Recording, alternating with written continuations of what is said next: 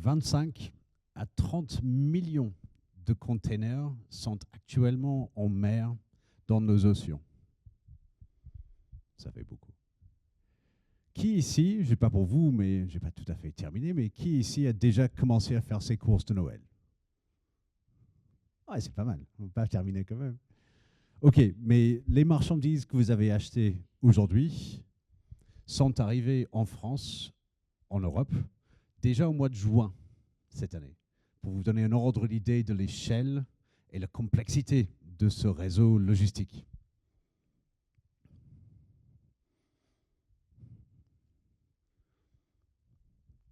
Chaque année, les porte-containers, la flotte de porte-containers parcourt plus de 100 millions de kilomètres, 100 milliards, pardon, de kilomètres dans nos océans.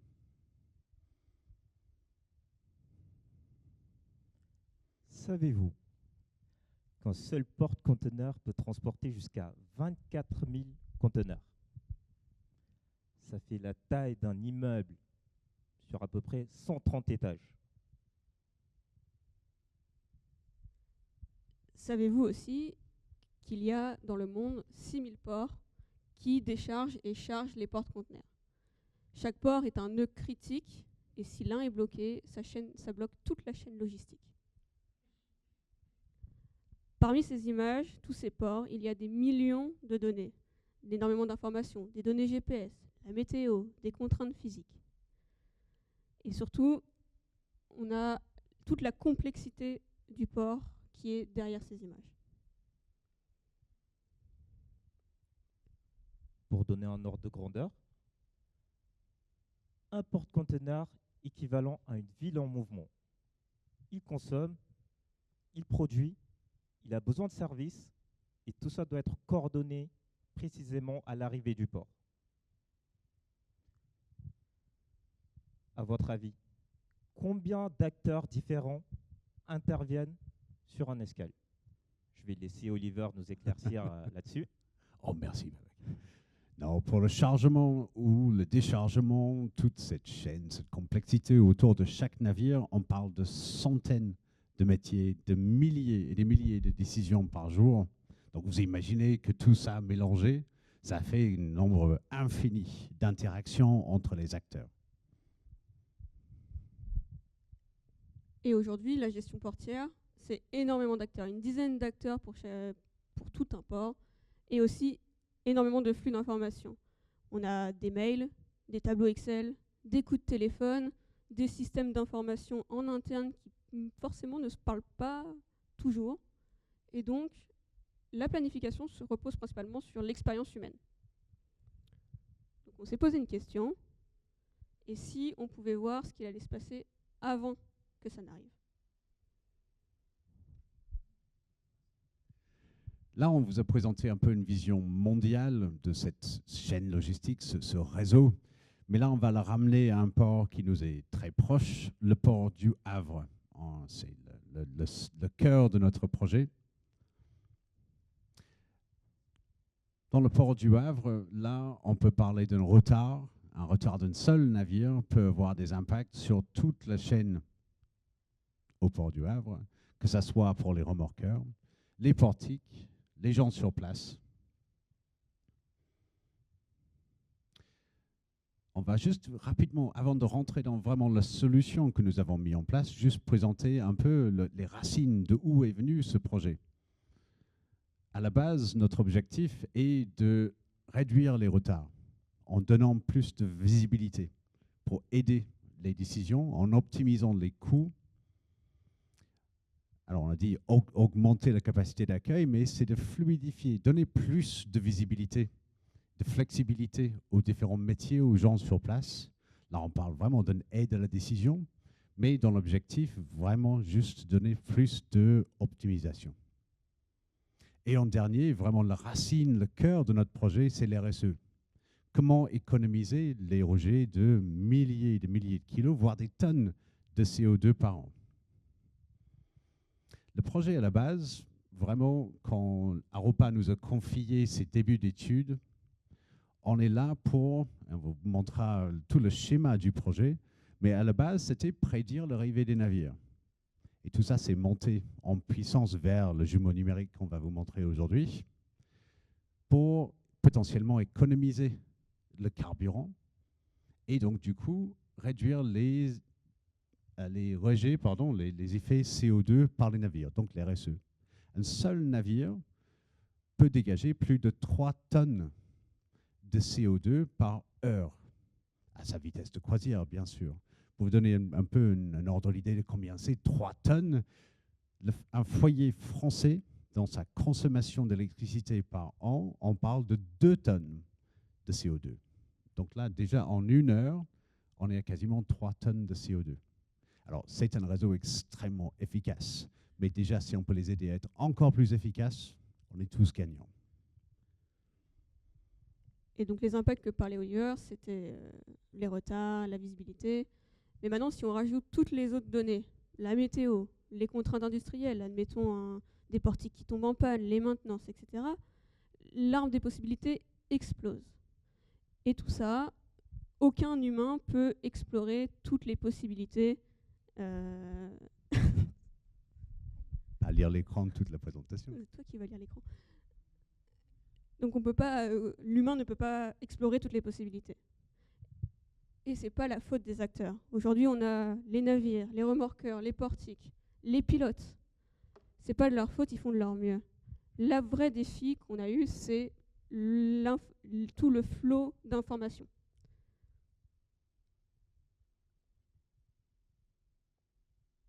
Mais quand tout s'aligne, c'est un vrai balai. Et ce balai-là, on arrive à l'harmoniser grâce à l'humain aujourd'hui, mais on a besoin d'aide. Et donc on s'est posé la question de quelle technologie, quel système pourrait aider les acteurs. Dans la vie d'un port, nous partons d'un constat. Nous avons des données extrêmement riches, mais piégées. Comment nos données sont-elles piégées? Nos données sont piégées car elles ne communiquent pas entre elles. Et donc, cela constitue notre frein principal. Pour régler ce frein, nous devons construire un cerveau opérationnel. Qu'est-ce que cela veut dire? C'est-à-dire construire un système central capable de faire interagir ces flux pour créer de l'intelligence. Actuellement, Aropa dispose de plateformes numériques qui leur permettent de fluidifier la gestion du port, car ils réussissent à centraliser toutes ces informations. Et pour faire cela, pour créer ce cerveau opérationnel, il y a des prérequis. L'un des prérequis, c'est la vérité du terrain. Nous devons respecter la base géographique du port, c'est-à-dire une représentation stricte du port, et ne pas partir d'un schéma abstrait. Ensuite, il faut isoler les actifs, déterminer quels sont les objets qui bougent, c'est-à-dire navires ou portiques, et ceux qui sont fixes. C'est-à-dire, on a le quai, par exemple, ou les appointements. Et enfin, nous devons construire un environnement virtuel pour y intégrer la physique. Et c'est ce réceptacle qui va nous permettre d'y intégrer les données en temps réel. Aujourd'hui, le système, il pourrait ce qu'on pourrait détecter ce qu'on appelle les points chauds. Ici, on a par exemple un quai qui est complet. Qu'est-ce qu'on pourrait donc faire de ce navire qui est ici? On peut avoir d'autres points chauds, comme un bateau bloqué par la météo, ou bien un embouteillage. Et aujourd'hui, on pourrait se dire, grâce au système, si les données ne sont plus en silo, mais elles sont regroupées que sur une interface. Admettons ici, notre navire, on connaît déjà de base sa position GPS, la météo, et aujourd'hui son objectif, qui est en fait le planning. Tout ça pourrait être regroupé que dans un seul point. Et aussi, notre système, on pourrait avoir de la prévision. Qu'est-ce qui pourrait se passer dans 24 heures? Ou bien ici, quel navire est à quai demain matin? Tout ça pourrait être visible. Mais aussi, grâce à ça, on pourrait faire de la prévision. Ce qu'on appelle aussi les cas what if. Donc, admettons, il y a une tempête demain matin. Comment le système pourrait gérer ce problème-là? Donc, on pourrait donc introduire des situations qui pourraient être réelles et pouvoir régler notre système et prévenir les acteurs. Donc là, on a vu rapidement l'échelle mondiale de cette chaîne logistique. On l'a réduit à notre cible, donc le port du Havre. Maureen et Babacar, ils ont présenté notre cahier des charges, ce qu'on visait à faire du début de projet. Finalement, lors de ces phases de conception, discussion avec les acteurs du port, on se rend compte que l'outil idéal, on pourrait le baptiser jumeau numérique. Mais c'est un petit peu abstrait comme terme. Un jumeau numérique, c'est quoi? Ce dont on va vous présenter là, maintenant. Un jumeau numérique, c'est une représentation numérique, mais mathématique quelque part, et visuelle, de l'état actuel du port. Là, un peu l'image à votre droite. À quoi ça ressemble? On prend toutes les données. Là, on parle d'un grand nombre de données, de sources de données, de types de données, qu'on va vous présenter un peu plus en détail au fur et à mesure. Mais on ingère ces données-là, on les modélise et on les représente de façon synthétique pour donner un aperçu temps réel, pour pouvoir modéliser et planifier, suggérer des opérations futures et potentiellement inférer. Donc, imaginez ce qui va passer lors de certaines hypothèses. On vous présentera tout ça. Mais en gros, le jumeau numérique, c'est une représentation du réel, mais dans une simulation. Pour pouvoir armer ce système-là avec une vision de quand est-ce qu'ils vont arriver les navires, on a également 2 références géographiques. Le premier référence géographique, c'est au niveau mondial. Ça paraît un peu pompeux, mais à partir des historiques de données de positionnement des navires, nous avons bâti, c'était le début du projet, nous avons bâti un système qui me permet de prédire à partir de n'importe quelle position sur la planète quand est-ce qu'ils vont arriver au Havre. Alors, on pourrait le faire vers n'importe quel port sur la planète, mais l'objectif, c'est vraiment ça. Donc, ce que vous avez à l'écran ici, pour les techniques parmi vous, c'est un graphe. Là, pour le coup, on a modélisé les comportements des navires pour pouvoir dire, s'ils sont au large de Texas, à quelle heure ils vont arriver, quel jour, à quelle heure ils vont arriver au Havre. Une fois qu'ils arrivent au Havre, donc en haut à gauche de l'image, c'est la zone d'attente, ce que le port du Havre et pas mal de ports appellent le RAD. Ça, on prédit déjà quand est-ce qu'ils arrivent là. Mais par contre, maintenant pour le trafic, pour le mouvement de ces navires, de ces ressources au sein du port, on a besoin d'un autre type de graphe, une autre technologie qui gère à la fois, oui, le déplacement de A à B, donc du RAD en haut à gauche vers les emplacements à quai en bas à droite. Mais aussi, on a besoin de gérer les autres mouvements de navires, des règles de navigation, hauteur d'eau, météo. Donc cette version-là du graphe, un peu plus détaillée, un peu plus, on va dire, complète que la version mondiale, mais essentielle pour le jumeau numérique, de pouvoir savoir quand est-ce qu'ils arrivent les navires et quand est-ce qu'ils arrivent à quai.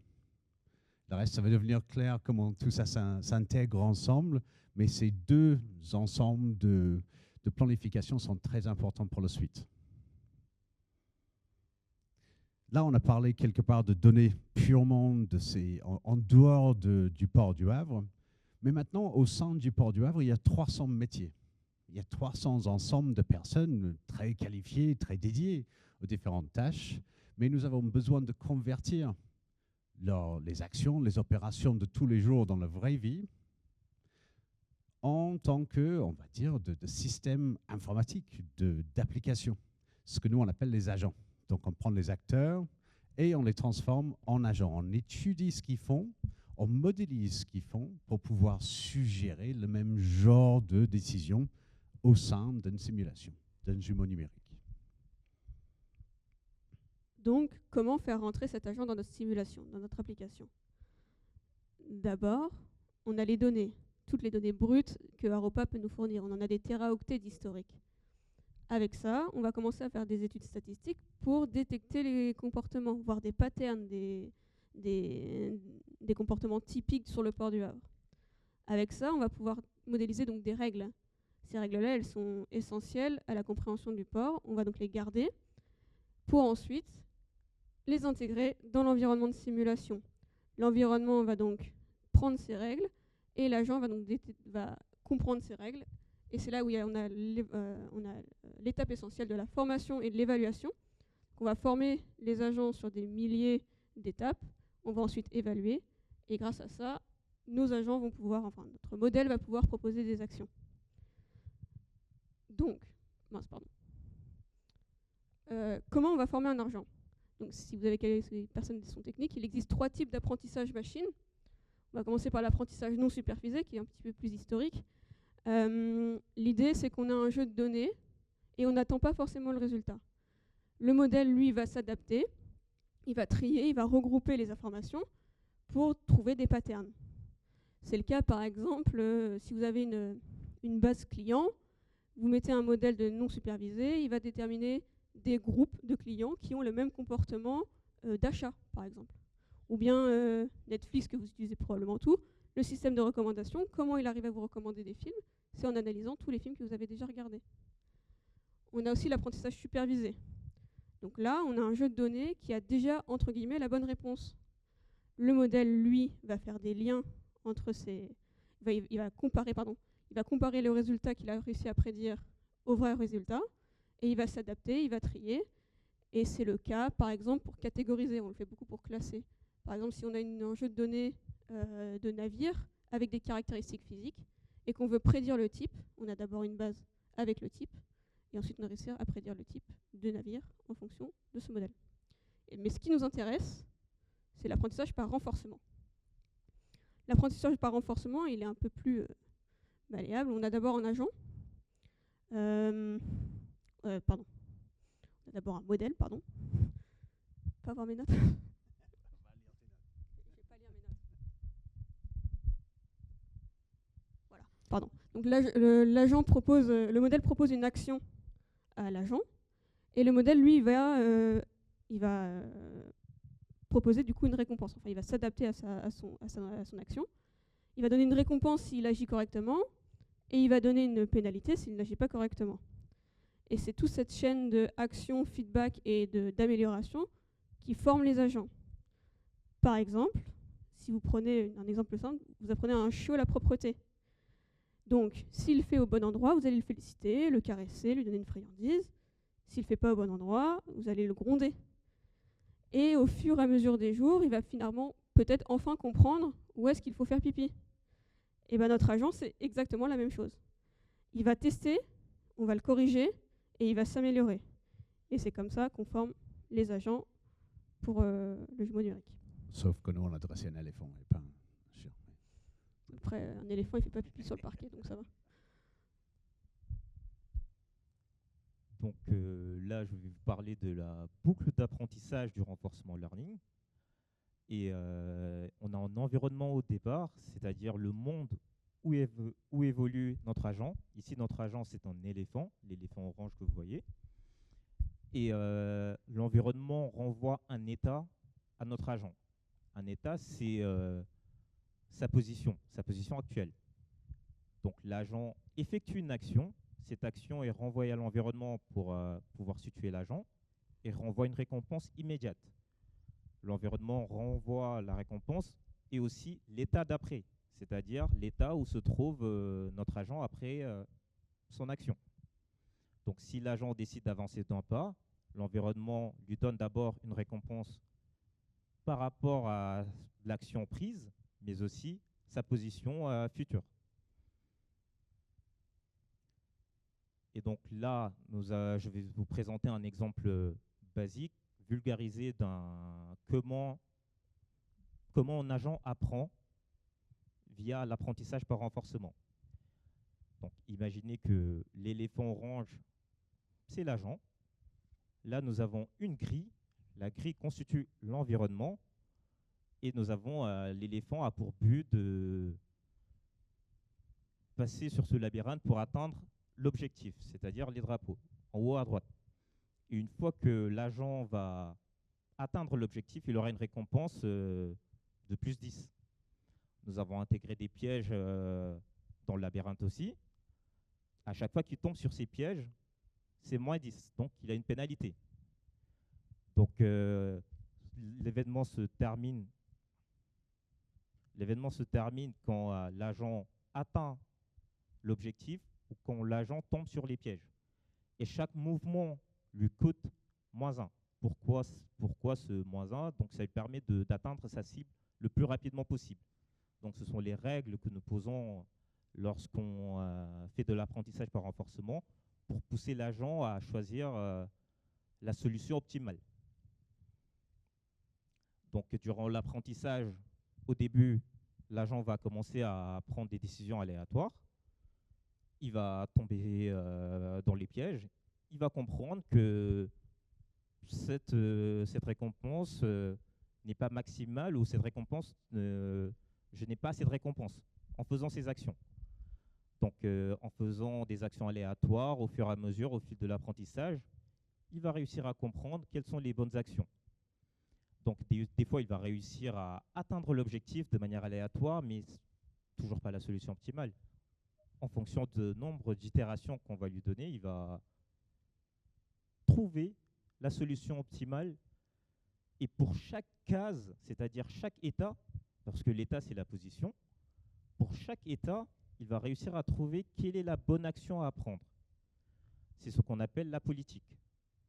Il va réussir à déterminer si je me situe dans tel état, dans telle position, voici la meilleure action à prendre. Et une fois que cela a été compris, peu importe là où on va placer l'agent, il va réussir à trouver la solution optimale. Donc ça, c'est l'apprentissage par renforcement. Mais dans notre cas, nous gérons le port du Havre. Donc nous ne gérons pas un labyrinthe, nous ne gérons pas juste un agent. Notre environnement ne se limite pas à un labyrinthe en 5x5. Et donc on a énormément de possibilités d'action, mais aussi notre position est très complexe. Raison pour laquelle notre état et les actions à prendre de nos agents qu'on va entraîner va être représenté par un réseau de neurones qui est beaucoup plus profond et qui va nous permettre de prendre des décisions complexes, diverses et variées. Donc là, nous voyons la représentation de l'état de l'action dans notre environnement. Donc juste avant de vous présenter un peu ce qui se passe à l'écran ici, qui sont quelques résultats de cette phase de formation, on n'a pas remplacé tout le port du Havre par un seul agent.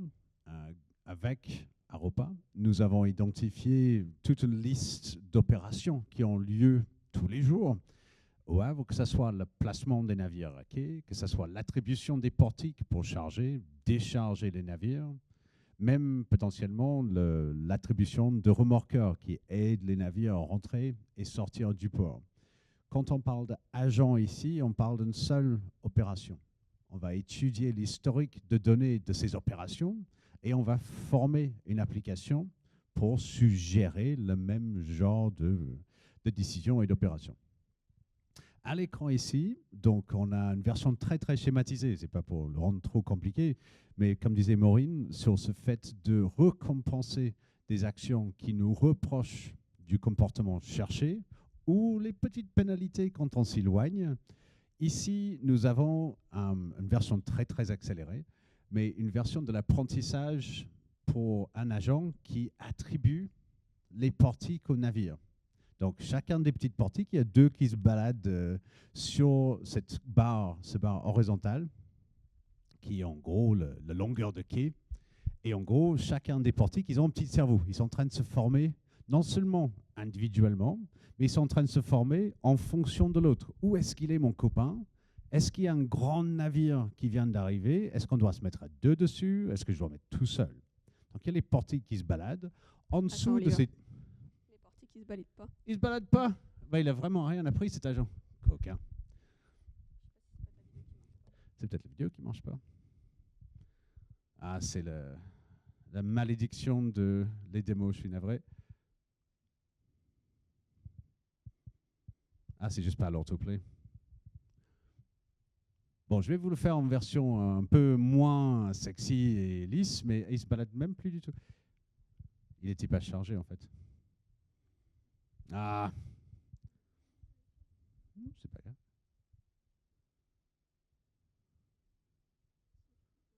Attends, on va voir. Bon, je vais vous le présenter comme ça. Excusez-moi, je suis désolé. Ça arrive à Mark Zuckerberg, donc je pense que ça peut nous arriver aussi. Attends.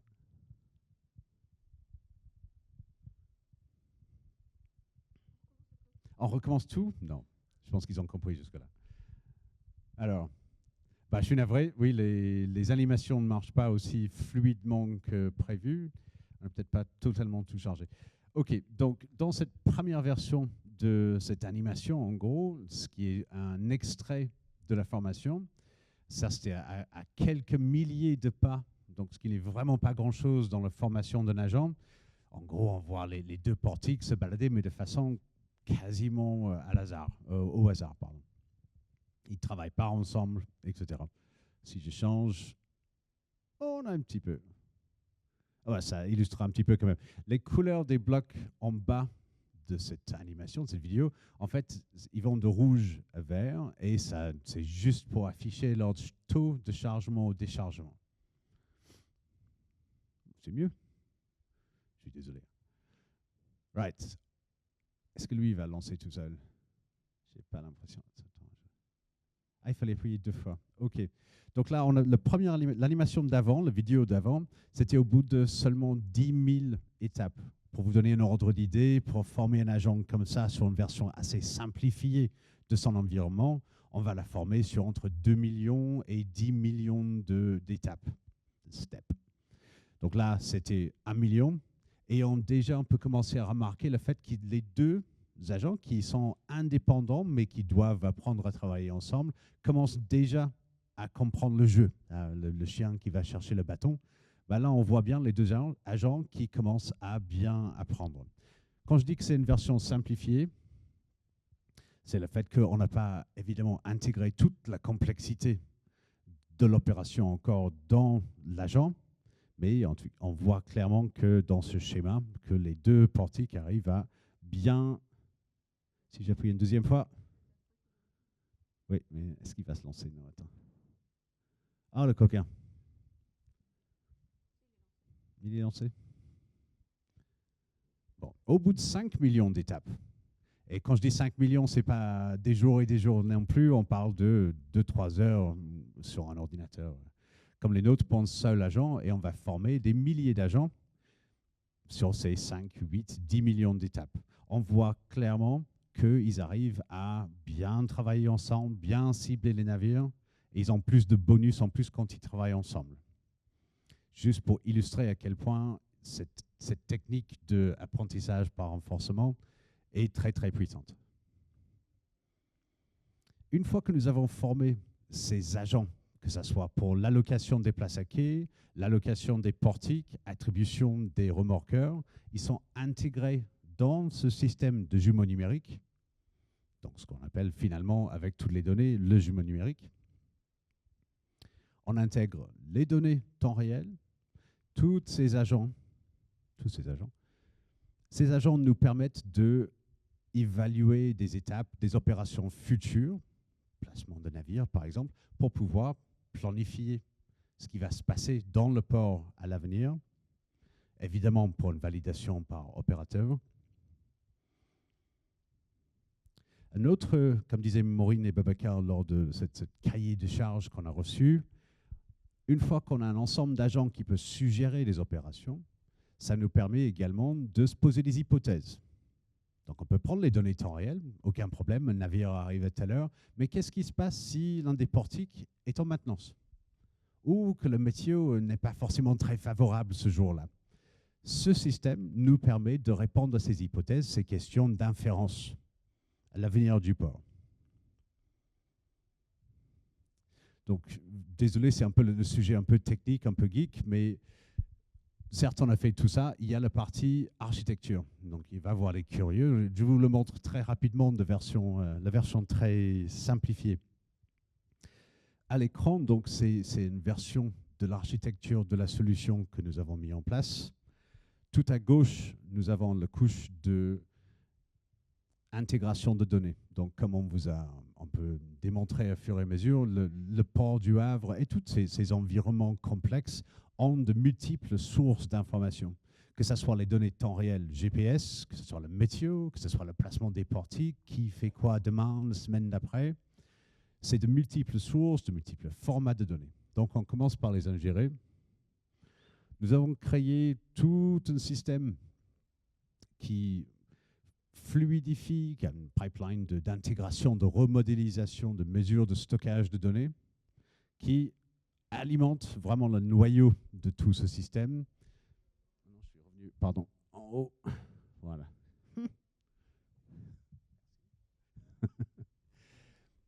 Le jumeau numérique même est composé de plusieurs instances d'un environnement de simulation. Cette simulation, en fait, assez complexe, est un serveur chez Aruba qu'on peut lancer plusieurs fois en fonction du besoin. Un besoin peut être l'affichage du temps réel, peut être l'affichage de ce qui va se passer demain, ou pour la formation de ses agents, de générer énormément d'instances pour leur formation. Et à chaque fois, c'est l'intégration d'agents existants, d'agents en formation, d'intégration des données et des modèles. Le dernier composant, et c'est là où nous travaillons actuellement, qui sera terminé, je pense, pour le mi-février, c'est une couche de optimisation multi-objectif. Une fois que vous avez une vision de quelque chose qui va se passer dans le port ou dans l'environnement, parfois on a besoin de savoir, si je fais action A, est-ce que j'ai le résultat qui est meilleur ou pire selon un objectif voulu? Si je fais retarder tel navire, qu'est-ce qui va se passer pour portique B, par exemple? Est-ce qu'ils seront en pic d'activité, baisse d'activité? Cette couche d'optimisation permet de démontrer, permet d'afficher à l'utilisateur, si vous faites A, vous allez avoir conséquence B. Et il fait ça des millions et des millions de fois. Après, j'ai repris dans la bonne direction? Ah oui. Autre détail, tout ce système de simulation, donc le jumeau numérique, il génère tout seul des endpoints, des serveurs REST, gRPC pour fournir les données en texte, en binaire, aux agents en apprentissage à travers un grand nombre d'interfaces différentes, que ce soit en unité en 3D, dans les tableaux web, tableaux de bord, pardon, applications, etc. Donc un petit aperçu de l'ensemble de la chaîne allant des données brutes à travers les agents en cours d'utilisation jusqu'aux interfaces et dashboards.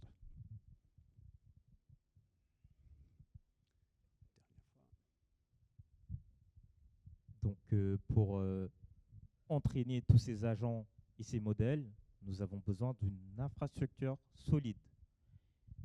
Grâce à Europa, nous avons des puissances de GPU énormes, des centaines de GPU, des VRAM qui nous permettent d'entraîner ces modèles et ces agents. Mais aussi, ça nous permet d'entraîner en parallèle des milliers d'agents en parallèle pour tester, voir les métriques avant même de les proposer aux opérateurs portuaires. La théorie est belle, mais un port ne vit pas dans un ordinateur. Donc là, nous allons voir comment notre système, comment notre jumeau numérique va réagir face à des cas limites. Et l'objectif est de montrer comment notre système réagit pour éviter de subir cette cascade, l'effet domino. Car dans un port, lorsqu'on a un changement, ça bouscule tout le cheminement. Et pour un premier cas d'un incident, imaginons une avarie moteur. Donc là, notre navire ralentit et il y a une conséquence directe. Grâce à notre système, on arrive à détecter que la vitesse diminue, donc il y aura le temps d'arrivée qui a été prévu pour ce navire change. Et notre système détecte ça grâce à nos capteurs Et vu que nos données sont unifiées, on arrive à détecter ce changement de planning. Or, dans un système actuel, qu'est-ce qui se passe? L'information tarde à remonter aux opérateurs portuaires. Donc, le planning qui a été prévu pour ce navire en panne devient obsolète. Et cela a un impact opérationnel, car les remorqueurs qui ont été alloués pour ce navire tournent en rond. Les portiques qui devaient charger ou décharger ce navire sont inactifs. Et il y a une surconsommation en carburant des navires qui attendent à quai, alors qu'ils pouvaient être utilisés, ils pouvaient être placés sur des portiques ou utiliser d'autres remorqueurs qui sont sur place. Et grâce à notre système, notre jumeau numérique, on arrive à proposer un planning qui est à jour de manière automatique face à ces imprévus. Et il relève de l'opérateur portuaire de valider ou de refuser ce nouveau planning qui lui a été proposé. Donc là, notre système, l'intelligence artificielle, ne fait que proposer un nouveau planning en fonction de ces cas. Très joli cas. Deuxième cas, un avarie qu'on peut aider les opérateurs, le port, pour se préparer, c'est le météo. Le météo, dans le cas, en tout cas, des opérations portuaires, ont un énorme impact sur certaines ressources. Par exemple, il y a des portiques qui ne peuvent pas fonctionner avec une vitesse de vent au-delà d'un certain niveau.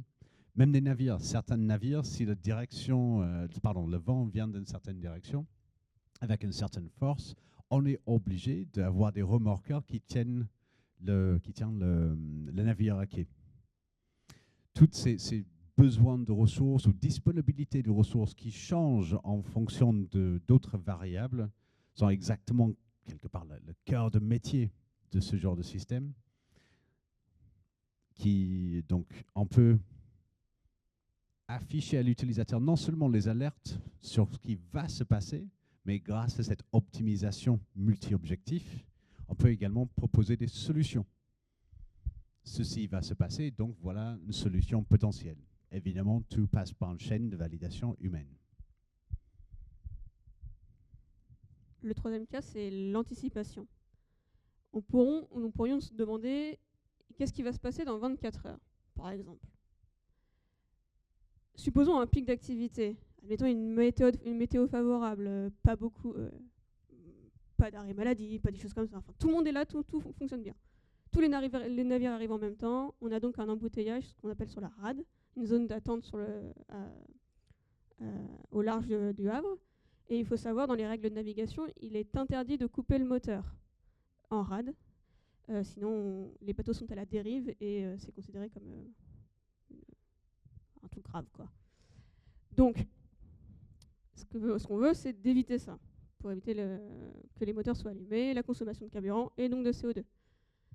L'idée, ça serait de proposer aux navires, par exemple, de ralentir, ou bien d'arriver plus tard, de faire un port qui est plus proche avant le Havre, par exemple. Et ça va nous permettre de lisser tout notre trafic. Donc on aura donc une optimisation. Les navires arriveront à quai au bon moment, les remorqueurs et les portiques sont disponibles, et donc on a cette économie de carburant.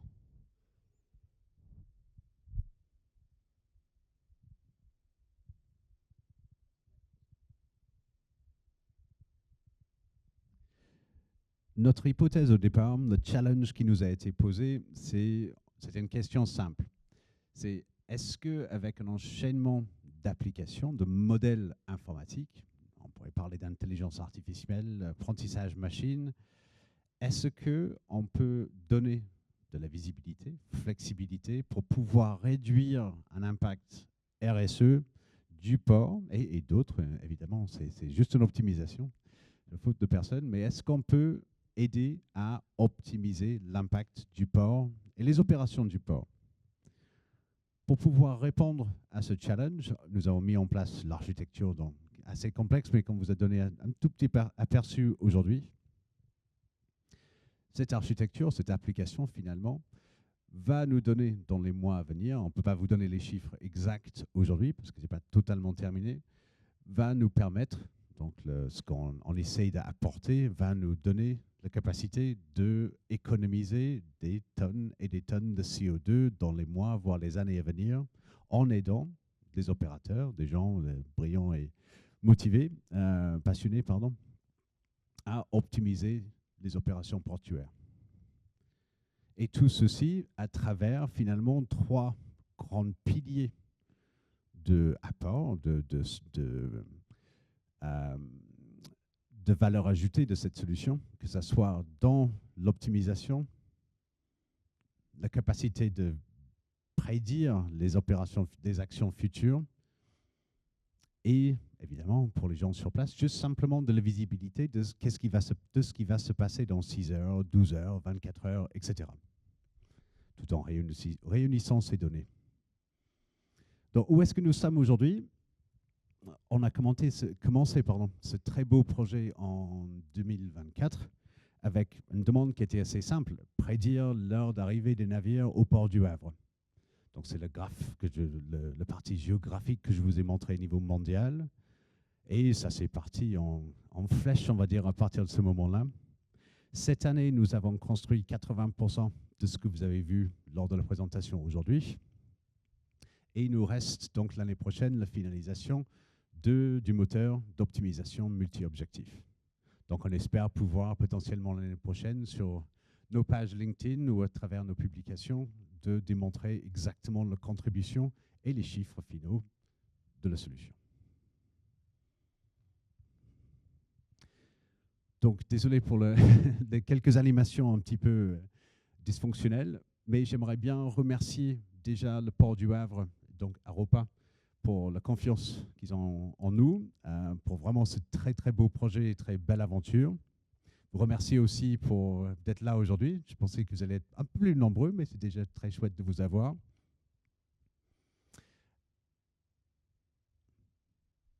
Et avant de partir, comme c'était une très belle aventure, on aimerait bien prendre selfie avec vous. Donc ne bougez pas et ensuite on parlera de quelques questions.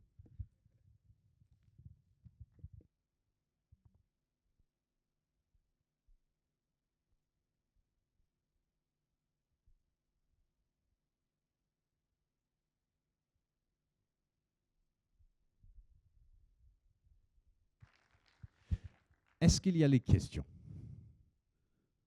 Oui, heureusement. Alors, excusez-moi, il y a les questions qui ont été posées sur le feedback. Je ne sais pas si Magnifique la question, la personne qui avait la question à poser l'a posée dans le feedback. Mais alors, moi j'ai 3 questions dans le feedback. Donc on a 7 minutes pour les questions. Alors, la première, c'est comment intégrez-vous les différents scénarios dans vos agents? Est-ce utilisé en input, intégré directement dans la politique des agents, ou est-ce qu'une autre méthode est utilisée? Qui le veut celle-là? Moi, ok. Ok, donc ça dépend de ce qu'on appelle scénario. La partie que Maureen vous a présentée sur, on va dire, le schéma habituel. Qui a posé la question d'ailleurs? Merci pour la question. Ok. Déjà dans l'étude de données, l'étude des règles, etc., de fonctionnement de l'environnement réel, on va essayer déjà de les représenter dans les jeux de données qui sont utilisés dans l'environnement de simulation de l'agent. Première partie. Donc ça, on va dire que c'est 80% de son rayonnement d'action. La dernière partie, qui était la dernière ligne dans la présentation, le slide de Maureen, c'est l'évaluation. Ce qu'on espère voir dans ces agents en apprentissage par renforcement, ce qu'on appelle le comportement émergent. On donne des règles simples, des comportements simples, mais ce qu'on espère voir, c'est des comportements complexes. Donc, dans cette dernière étape, en fait, on va évaluer ce comportement pour justement vérifier qu'on a bien expliqué les règles, on a bien expliqué les récompenses, et on espère voir que tous ces scénarios y répondent correctement. Et c'est là où ces agents, malheureusement, ils vont trouver des petites failles dans notre logique et passer à travers. Et c'est là où on a plein d'itérations de formation pour bien, non seulement expliquer les problèmes, mais aussi mettre des barrières pour pas qu'ils sortent. Donc ça dépend vraiment de l'agent, ça dépend vraiment du scénario en question, Mais pour finir, oui, c'est vraiment ces deux grandes parties du pipeline de création de modèles. C'est dans les jeux des règles de départ et dans l'évaluation finale. Merci. Donc une autre question qui est quel retour concret de l'utilisation du multi-agent existe-t-il aujourd'hui? Waouh, ça c'est vaste. Ok, je le prends aussi. Ok, parfait, merci. Quel retour? Donc là, il y a... Waouh. Déjà, en termes de retour, il y a la partie émergente de l'utilisation multi-agent. C'est-à-dire, on peut... C'est supérieur aux sommes de la totalité des agents. C'est-à-dire, c'est pas juste de mettre agent A, B, C, D ensemble, c'est le fait de bien mesurer ce qui en sort de l'utilisation de ces agents en même temps.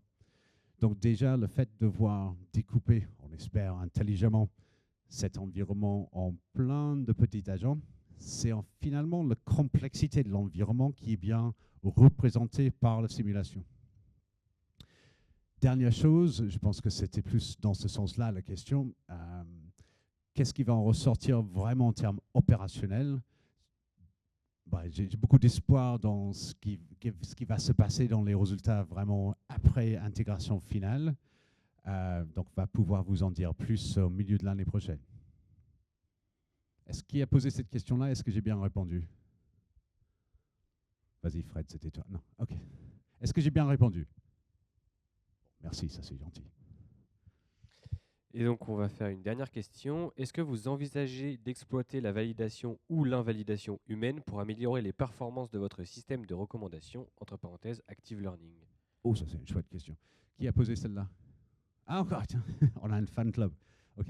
Ouais, ça fait partie inhérent de ce genre de système, c'est ce feedback constant. Mais n'importe quel des agents, des modèles qu'on va vous présenter lors de la conférence aujourd'hui, c'est essentiel pour améliorer en continu. Oui, complètement. Donc oui, ça c'est prévu et fait partie du jeu. Il y a quelque chose juste, j'arrive, juste avant de continuer avec les questions. Ce qu'on vous a présenté aujourd'hui comme technique, comme méthode de simulation, de modélisation et d'optimisation s'applique à n'importe quelle échelle, que ce soit une chaîne logistique, que ce soit un tout petit périmètre. Ça, on peut appliquer ce qu'on a appris à faire ici à n'importe quel environnement complexe, mais peu importe l'échelle. Allez-y. Moi non plus.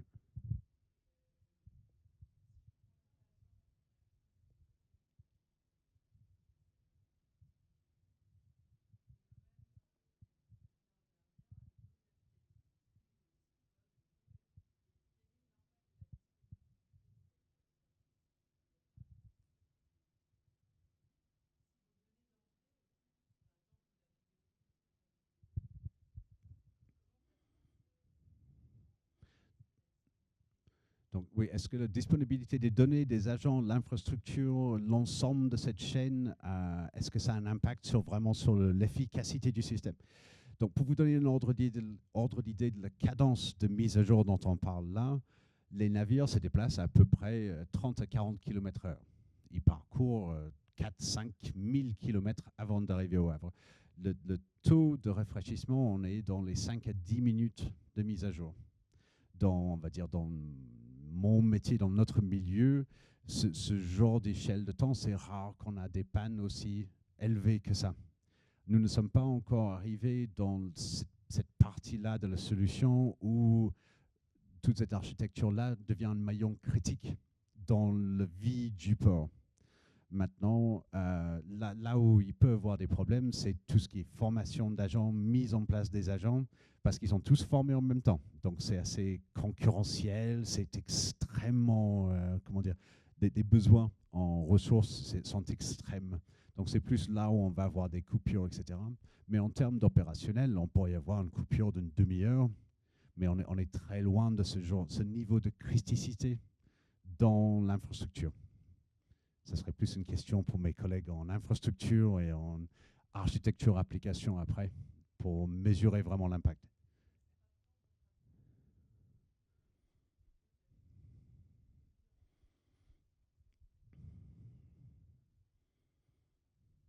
Oui, c'est ça. Donc oui, forcément, on a plus de métier. Bah, il y a un moment, le système va interpoler quelque part. Il va commencer à imaginer que bah, le métier, on va prendre la dernière valeur connue ou une valeur de saison, etc. Il y a tellement de sources de données, il y a tellement de dimensions dans ces jeux qui sont utilisés pour former et dans l'opération des agents que s'il y a en général, quand une valeur manque, n'a pas un impact extrême sur l'ensemble du système. Ça répond à la question ou pas? Parfait, eh ben, ça va être l'heure. Merci à vous, hein. Merci beaucoup pour cette aventure.